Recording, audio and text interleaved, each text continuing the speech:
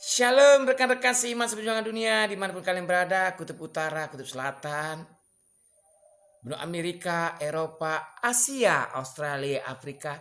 Shalom Washington, Yerusalem. Apa kabar? Siapa yang pagi-pagi sudah berbuat dosa? Oh banyak. Siapa yang pagi-pagi sudah berdoa mengucap syukur setelah berserah pada Tuhan Yesus? Angkat tangan.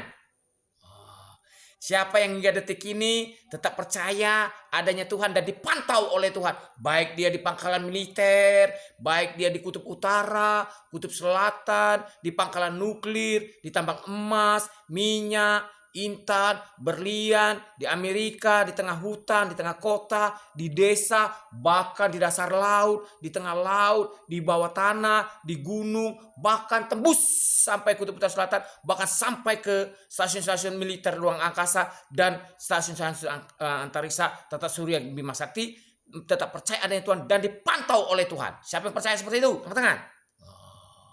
Siapa yang masih gemar berbuat dosa? Banyak, ya kan? Jangankan kita di kantor polisi aja, di kantor polisi seluruh dunia di bumi, baik polisi Afrika, ya kan, polisi Amerika, kan, polisi Australia, ada kriminal, ada orang berbuat dosa. Kantor polisi kok ada kriminal? Lah itu tahanannya. Kantor polisi mana yang tak kata sel? Ada sel berarti ada tahanan berarti ada kriminal, ada berbuat dosa. Apalagi di Malaka Tigo kan, wah wajar. Positif thinking, baik. Nah, di kantor polisi ada, di kantor polisi Amerika ada kriminal. Loh, memang kalau kantor polisi ada Amerika, lah ada sel, tahanan. Ada tahanan berarti ada yang ditahan. Ada yang ditahan berarti ada kriminal. Loh, kantor polisi Amerika ada tahu, kantor polisi di negeri ini di Polda Sumsel ada tahanan, ada tahu, ada urusan dia lah, ada. Iyo, ada. Jadi, teman-teman, apapun yang terjadi tetap percaya Tuhan ya. Karena kita percaya saya, Anda dan kita semua adalah ciptaan Tuhan. Ingat, Tuhan Yesus tidak pernah main dua kaki. Nyipta ke kita sekaligus cipta ke kita untuk masuk neraka. Tidak ada Tuhan Yesus menciptakan manusia untuk masuk neraka. Tidak ada Tuhan Yesus menciptakan manusia sekaligus jadi binatang, manusia sekaligus jadi hewan, manusia sekaligus jadi tumbuhan. Tidak ada.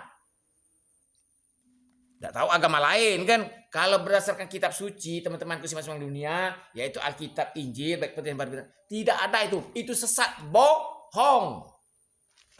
Kalau secara teori kesehatan itu skizo. Secara teori kedokteran tanyalah profesor dokter mana baik yang di Amerika, di Australia, di Afrika, di Eropa. Tidak tahu yang kedokteran di Indonesia, tidak tahu. Tanyalah mereka deh. Setahu aku secara teori memang kedokteran perasaan soal bersetubuh di luar tubuh.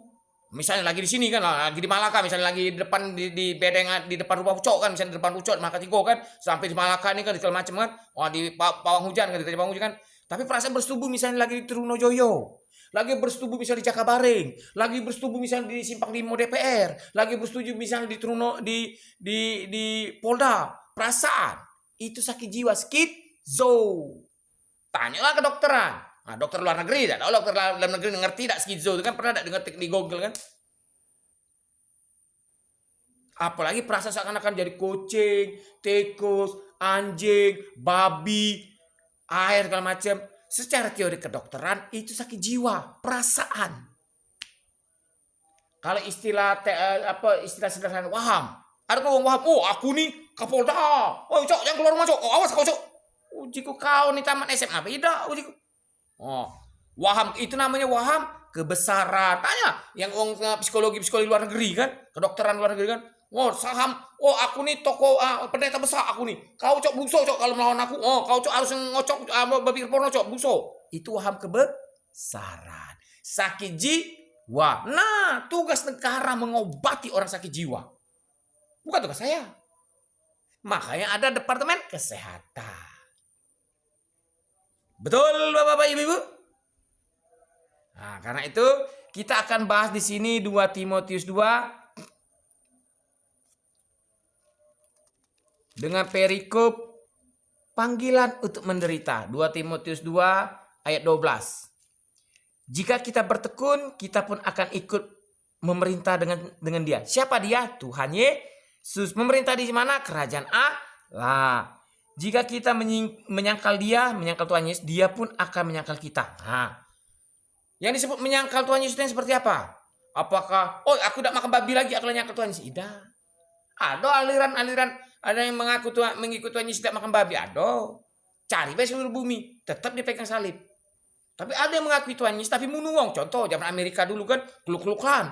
Kulit hitam, bunuhnya atas nama Tuhan Yesus, bunuh kulit hitam, apa kau bacok tembak, dor. Ini masih lemah yang ada sesat di Indonesia nih. Ya terbuka, dapet. Tidak ada kata bunuh kan?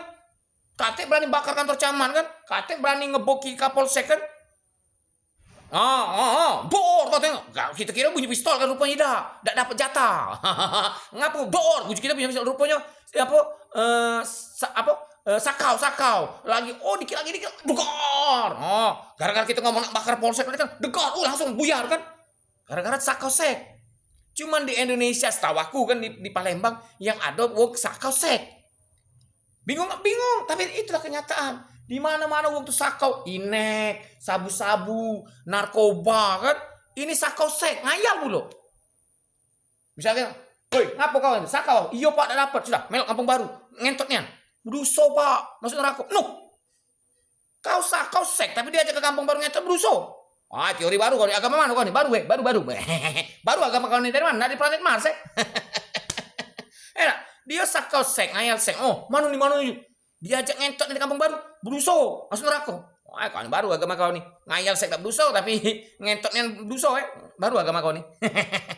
Jadi jelas 2 Timotius 2 ayat 12, jika kita bertekun, kita pun akan memerintah dengan bertekun ini dalam arti apa? Hidupku jangan kalah dengan kedagingan kita. Jangan kalah misalnya dengan koruptor. Kalau kita nyingok kan, ada koruptor ngejak tahu kita bisa cari mu itu kan 300 triliun kan.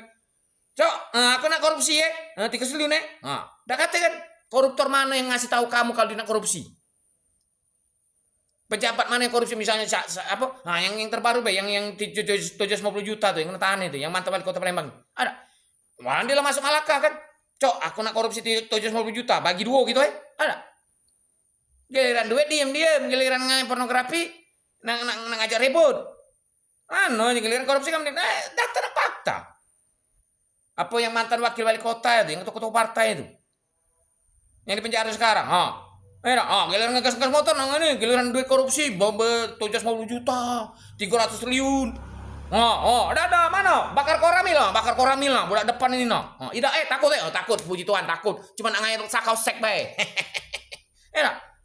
giliran korupsi sediman, pejabat itu giliran ngajak ngayal sek, laju lah kau rombongan pengangguran ini bae. Aman kami dah kalah, rombongan kepala desa koruptor ini aku dah kalah. Duit. Konkret. Karena firman Tuhan Yesus ngomong, jika kita bertekun, kita pun akan memerintah. Aku nak memerintah bersama Tuhan Yesus, bakal hidup kudus. Kalau sekedar ngayal, kenapa? Dak sebanding uji wong Palembang, dak sebanding. Besarlah biaya tardidi aku. Istilah wong Palembang tuh. Jadi jika kita menyangkal dia pun akan menyangkal kita. Inilah hukum tabur tuai. Jika kita setia kepada Tuhan Yesus, tidak bikin aneh-aneh, tidak ngegas budak tadi kan lolo tadi kan ngegas motor kan, jelas di Papua darurat militer, jelas bakar-bakaran kan. Pasti berarti lah baharapnya darurat militer. Kita bisa apa? Jelas partai politik di Palembang tidak sanggup lagi. Tidak mau, tidak berani, takut untuk mengubah Pancasila segala macam. Yang isu politik. Berarti tinggal sikok mainannya. Dalam militer hukumnya kayak itu. Di bumi. Ya lo enggak ngerti. Tak ada sampai sana. Termasuk jangan ke mereka. Si Tongkop yang gawe di depan kambir enggak ngerti, makanya dipecat oleh partai. Apalagi lo ini. Apalagi sekedar kepala daerah ini. Si Tongkop yang kerja di depan gambir itu baik, yang 10 tahun itu baik, enggak ngerti. Nah kemana gawe barang ini? Makanya Tuhan Yesus ngomong, jika kita menyangkal dia pun akan menyangkal kita. Saro gitu. Maka terkena firman Tuhan Yesus ngomong apa? Menjelang akhir zaman, banyak orang mengakak, Yesus, kami menyembuhkan orang sakit atas namamu. Kami mendoakan orang sakit atas namamu. Tapi kenapa kami masuk neraka? Pada saat itulah Tuhan Yesus berterus terang dan berkata, nyala kamu semua pembuat kejahatan, saya tidak mengenal kamu. Ini. Jadi kamu nabur kan? Benar kamu. Dalam nama Tuhan sembuh. Dalam nama Tuhan ini. Tapi sekian transfer catat malaikat. Tuhan aku si setahun itu lah transfer. Iya, tapi kau dapat dari duit narkoba, dapat duit koruptor. Kau kira kami lolos, puji Tuhan, kan istilah bahasa sehari-hari kan? Nah, jadi jelas hukum tabur tuar jika kita menyangkal Tuhan Yesus. Menyangkal Tuhan Yesus ini apa?